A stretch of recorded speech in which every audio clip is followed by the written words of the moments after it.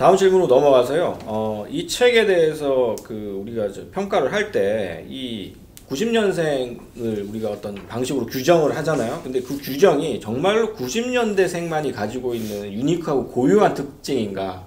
아니면 아까 이제 배상민 선생님이나 박윤 선생님 말씀하셨듯이 이게 온라인 문화이거나 아니면은 모든 세대가 다 젊었을 때 드러낸 어떤 특징들이 있잖아요. 재밌는 걸 추구하고 간단한 거 병맛 좋아하고 언어 파괴 이런 것들 다 이제 X세대들도 했었고 사실은 86세대들도 젊었을 때 그런 식의 언어 파괴, 국어를 파괴하고 있다는 소리 들었거든요, 사실은.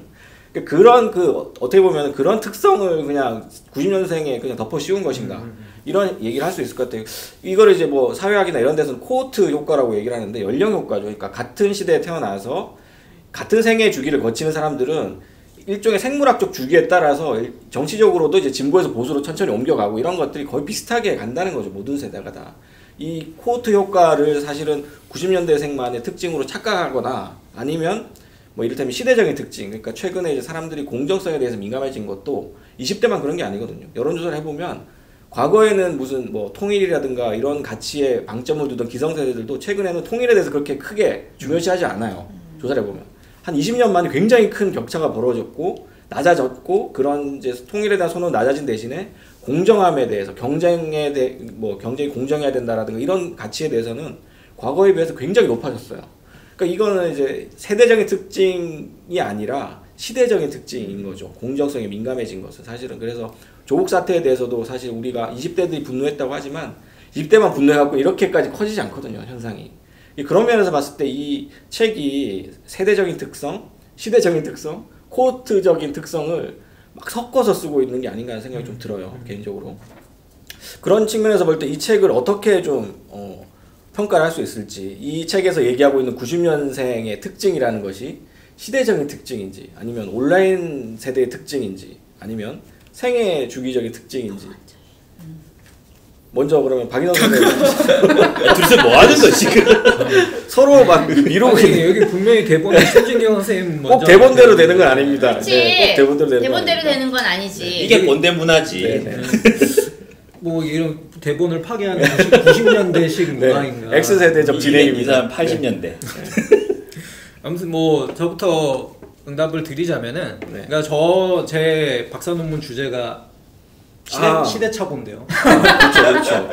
그러니까 시대착오라고 이야기를 하면은 시대로부터 뒤떨어진 사람이다라고 우리가 쉽게 생각할 수가 있지만 더 적극적으로 사실 이야기했을 때 영어 원어에서는 아나크로니즘인데 접두어인 아나가 그러니까 갑자기 너무 어려워지는 느낌인데요. 그러니까 어디다 붙는 접두어라는 거죠. 그러니까 위아래 옆 어디든지 붙을 수 있는 개념이라는 겁니다. 그러니까 우리가 생각하는 시대성이라는 게 이런 거야. 시대정신, 지금 우리의 시대정신은 이런 거야. 아나? 이렇게. 아우 진짜.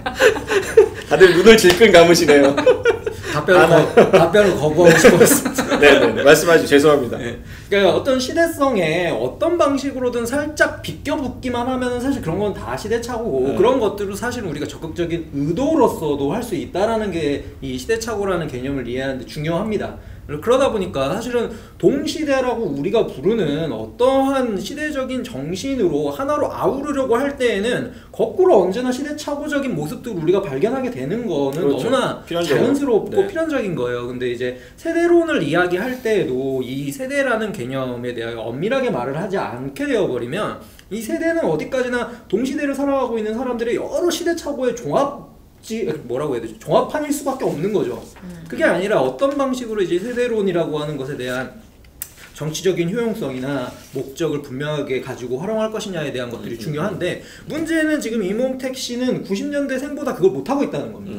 그러니까 90년대생들은 지금 적극적으로 조국 사태 관련해서 본인들의 적대적 세대론을 활용하고 있고 의식적으로든 무의식적으로든 그래서 86세대를 어떤 식으로 공격해야 사실 지금의 90년생들에게 있어서의 더 정확한 그 공정성에 대한 기준들이 출현할 수 있는지 자신들이 앞으로 사회적인 방향성을 가지고 갈 때 어떤 정체성을 발휘할 수 있는지에 대하여 본인들이 어쨌거나 부지불식간에 답을 찾아가고 있는 모습들을 보여주는데 근데 이런 식으로 단순화를 해버리는 순간 사실 90년생이 활용하고 있는 그 적대적 세대론이라고 하는 것에 정치적 방향성이나 목적성도 취약해지고 오히려 설명이 잘 안 되는 거죠. 왜냐면은 이 사람이 이야기하고 있는 종류, 죄송합니다 이공섭 이공택 선생, 이 필자분이 이야기하고 있는 방식의 90년생은 사실 어떻게 보면 너무나 당연하게 지금 시대에 필요한 어떻게 보면 정답 같은 거잖아요. 지금 앞으로의 우리 시대가 나아갈 방향성이고 시대 정신이고 너무나 당연한 거라서 꼰대들이 다 거기 따라가야 되는. 네. 뭐 이런 식으로 규정을 해버리고 나니까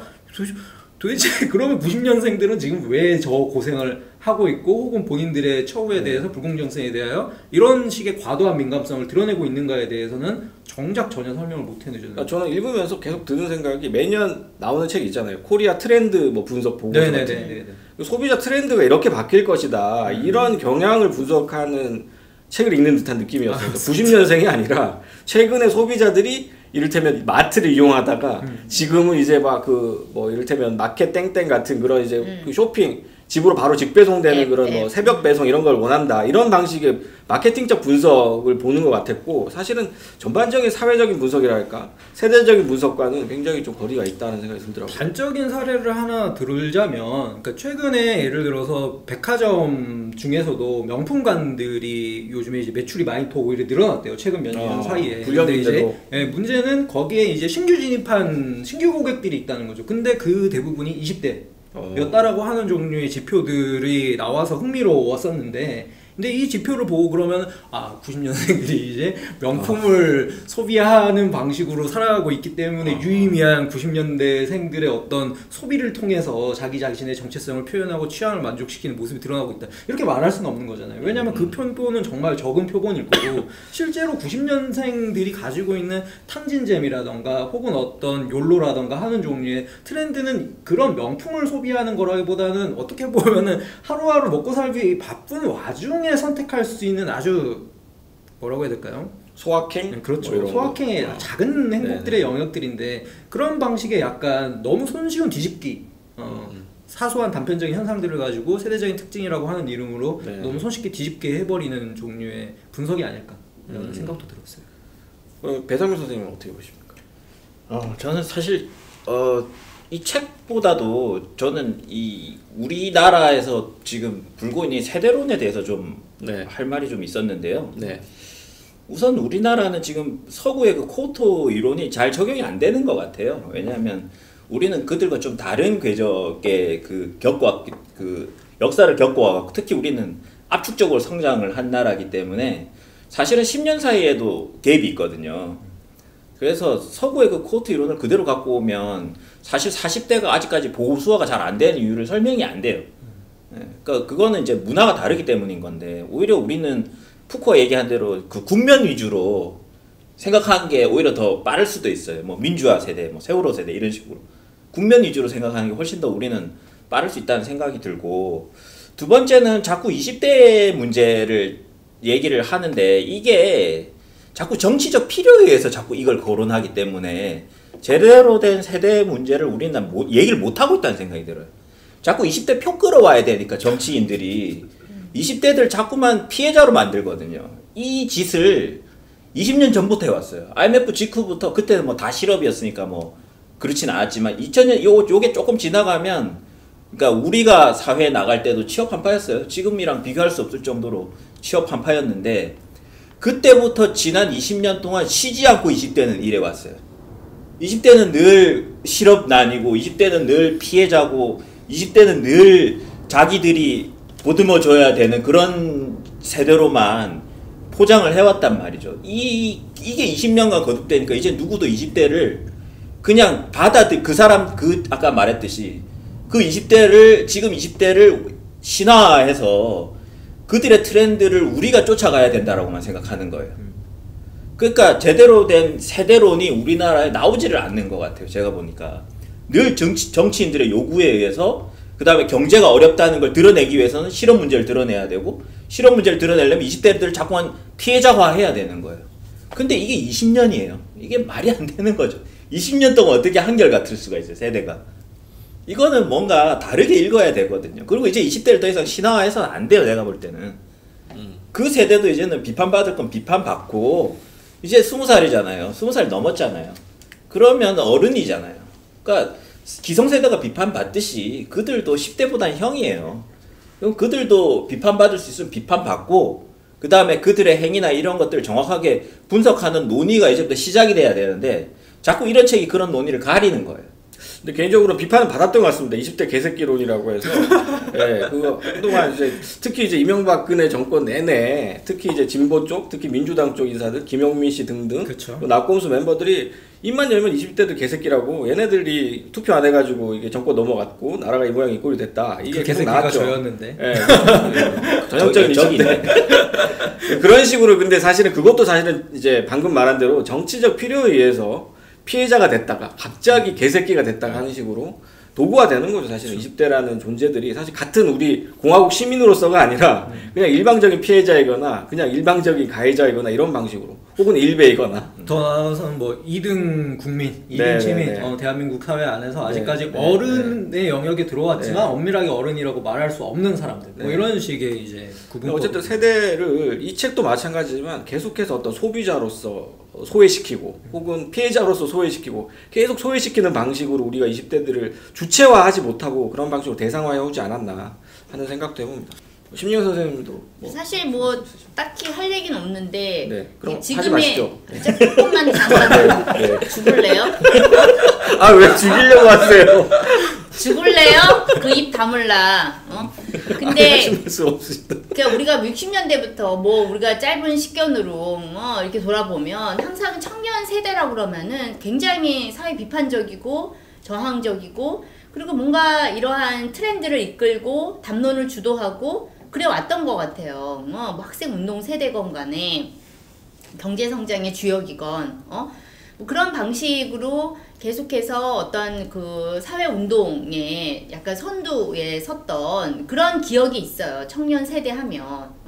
근데 지금의 청년 세대는 뭔가 이렇게 딱 떠올리면 약간 이제 우는 잉잉잉잉 약간 징징징징 울고 있고 너무 아기 같은 그런 느낌이 드는 거예요. 아직까지 어른이 아니라 20대는 너무나 아직도 애기고 물론 제가 나이가 들어서 상대적으로 또 그렇게 느껴질 수도 있겠지만 우리가 이전 세대의 20대 영화나 뭐 그 이전에 뭐 소설이나 이런 데서 보았던 20대가 가지고 있는 어떠한 그런 그 자기 주체적 어떤 자의식 같은 것들이 지금 세대는 훨씬 더 좀 희박하지 않나. 그러니까 이거는 우리나라뿐만 아니라 전 세계적으로 부모한테 이제 얹혀 사는 20대들 문제가 유럽에서도 얘기가 되고 있고. 그러니까 아직 이게 청년 세대지만 뭔가 취업을 하지 않고 그렇다고 적극적으로 어떤 사회운동의 주체로 나서지도 못하고 그리고 사실은 지금 계속 90년생이 어떤 트렌드를 이끈다고 하지만 트렌드를 이끄는 건 90년생이 아니에요. 어떤 면에서 보면은 그렇죠.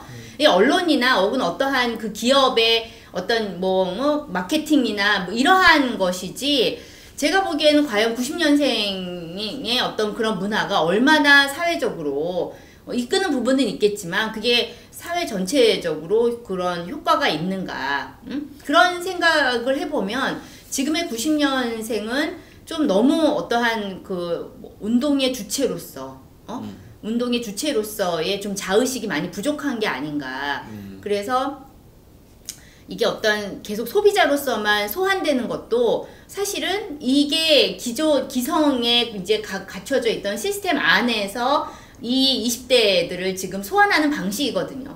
너희들은 그냥 적당히 돈 벌어서 쓰기만 하면 돼라는 거 아니에요. 근데 그 사람들을 짜는 식으로 몰고 간다는 거죠. 그렇기 때문에 조금 더 그러한 어떤 현실에 대해서 기성세대에 대해서 어떤 특정한 기성세대가 아니라 지금 기성세대 전반에 대해서 조금 더 비판의 날을 그쵸. 좀 세워야 되지 않을까.